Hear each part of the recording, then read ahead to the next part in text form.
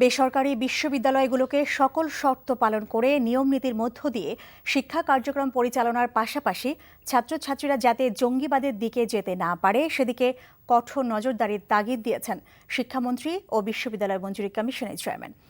আর স্বরাষ্ট্রমন্ত্রী পথভ্রষ্ট তরুণদের স্বাভাবিক জীবনে ফিরে আসার আহ্বান জানিয়েছেন।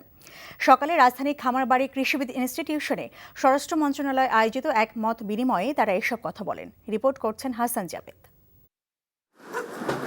রাজধানীর গুলশান ও শোলাকিয়ায় জঙ্গি হামলাকারীরা বেসরকারি বিশ্ববিদ্যালয় ও কলেজের ছাত্র ছিল, আর এজন্যই বেসরকারি বিশ্ববিদ্যালয় ও কলেজের শিক্ষক এবং শিক্ষার্থীদের নিয়ে এই মতবিনিময় সভার আয়োজন করা হয়। 4 ঘণ্টাব্যাপী এই সভায় প্রায় প্রত্যেকেরই প্রশ্ন ছিল, বেসরকারি বিশ্ববিদ্যালয়ের শিক্ষার্থীরা কেন জঙ্গিবাদে ঝুঁকছে। প্রাইভেট বিশ্ববিদ্যালয়ে কতগুলো সমস্যা আছে, যে সমস্যাগুলোর কারণে এই জঙ্গি সমস্যাটা সামনে চলে আসে। বোর্ডের কার্যক্রমের মধ্যে অনেকগুলো বিশ্ববিদ্যালয় অস্বচ্ছতা আছে। আমরা তো শুধু ইংলিশ মিডিয়াম স্কুলের কথা বলি, প্রাইভেট বিশ্ববিদ্যালয়ের কথা বলি, জাতীয় দিবস পালন করা হয় না এমন পাবলিক বিশ্ববিদ্যালয় আছে। আমাদের কিছু কিছু প্রতিষ্ঠানে এই ধরনের চর্চা শুরু হয়েছে, যেখানে আমাদের ছেলেমেয়েদেরকে বিপদগামী করবার প্রক্রিয়া চলছে। আমি কারণ নাম বলা প্রয়োজন নেই, নাম সকলেই জানেন, এবং নাম বলা হয় নাই এমন প্রতিষ্ঠানও আছে। আমরা এগুলোর প্রতি নজর রাখছি। গত প্রায় 4 বছর ধরে আমরা এগুলোর পিছনে লেগে আছি। আমরা একটি বিশ্ববিদ্যালয়কে 3 বছর আগে তদন্ত করে কতগুলো করণীয় নির্ধারণ করে দিয়েছিলাম, যেগুলো আপনারা বাস্তবায়িত করেন, আমাদেরকে জানান। তারা আমাদেরকে এখনো জানান নাই। তবে যেসব বিশ্ববিদ্যালয়ের নাম ইতিমধ্যে এসেছে সেসব প্রতিষ্ঠান জঙ্গিবাদের বিরুদ্ধে ব্যবস্থা নিচ্ছে বলে আশ্বস্ত করা হয়। পত্রপত্রিকায় আমাদের প্রাক্তন ছাত্রদের নাম আসছে, আমাদের বর্তমান ছাত্রদের নাম আসছে, কোনো শিক্ষকদের নাম আসছে।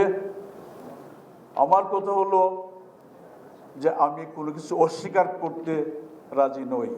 নর্থ সাউথ বিশ্ববিদ্যালয় এই ক্যান্সার অপারেশন করে ফেলে দেবে আপনাদের সবার সাথে একযোগে। এদিকে স্বরাষ্ট্রমন্ত্রী আবারও জানান, জঙ্গি হামলার পরিকল্পনাকারীদের শনাক্ত করা হয়েছে।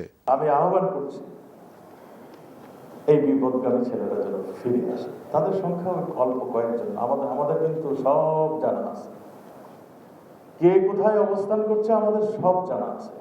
আমরা কঠোর হতে চাই না, আমরা চাই তারা তাদের সেই সমস্ত কার্যকর্ম বন্ধ করুক। আমরা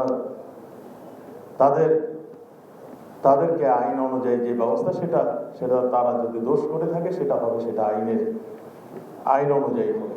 21শে জুলাই থেকে পর্যায়ক্রমে সকল শিক্ষা প্রতিষ্ঠানের সাথে জঙ্গিবাদ বিরোধী মতবিনিময়ের আয়োজন করার কথা জানান শিক্ষামন্ত্রী। Hasan Javed, NTV news, Dhaka.